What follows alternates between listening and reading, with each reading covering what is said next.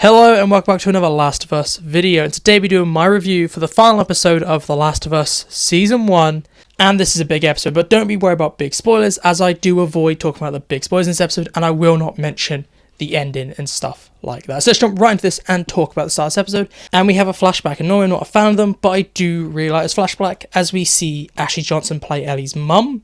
We also find out how Ellie was born and why she is immune and how Myelin got her. A lot of unanswered questions were really answered, and it was very important, I feel, this flashback. It really worked for the story, as in the game, she's just immune for being immune. I like how they made some sort of attempt at having a scientific reason why Ellie is immune, and it was cool to see Ashley Johnson again. It was just very weird to have Ellie give birth to Ellie. Also, a little Easter egg is that the ranch Ellie is born in and original Ellie dies in is the same ranch, or looks like the same ranch, that Ellie owns in The Last of Us Part 2.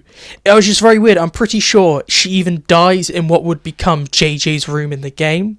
So it was just like really weird how they're bringing that ranch in. I don't think it'd be the same ranch where they eventually get around there in the story, but it's just a nice little Easter egg to have Ellie be born at that ranch. After the flashbacks, the main focus of this episode is to finish off the story and to have Joel and Ellie travel through Salt Lake City to finally find the Fireflies. And this episode really does show how Joel has opened up to Ellie, and they really have this father-daughter dynamic, and Pedro Pascal and Bella Ramsey really work well off each other, and the acting is amazing throughout this entire episode.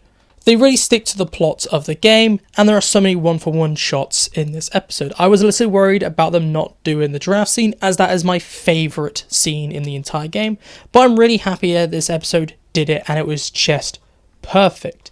This episode really streamlined a lot of the story, and it really works. They cut out some aspects of the story, like the last infected encounters, but they kept the more important aspects, like Joel's one-man Terminator rampage. I was really worried that they're going to try and skip this too, as the show really tries to avoid all action scenes, and it's very weird saying that they're adapting an action game and they're trying to avoid the thing that the game is known for. But it is in this episode, and it's not underwhelming at all, and definitely one of my favourite moments in this episode.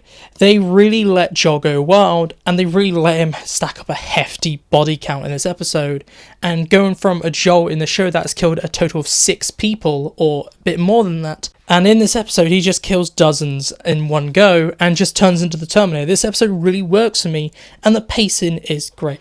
This would have to be the best paced episode in my opinion, as this episode is shorter than most other episodes, but it is able to keep it into the bottle and it's not bloated at all. Most other episodes have some sort of pacing issue with maybe the end being a bit too rushed or the start being a bit too slow, but this episode keeps it nicely compact and it really works. There is also no filler at all in this episode, and it lacks absolutely nothing. Everything that's needed to be in this episode is here, and that is just fantastic, because The Last of Us has a bit of a tendency to miss one or two important things, or to rush through things at times. Everything has the time it needs to breathe, and you get nice little moments like Joel and Ellie with the drafts, like Joel in the rampage scene. They give each big moment in this episode enough time to breathe, unlike certain episodes where they're going through at a breakneck speed. So it was very refreshing to be able to sit and enjoy this episode without having to be like, okay, I need to focus a lot, because some episodes where you have to like focus the entire time or you get completely lost.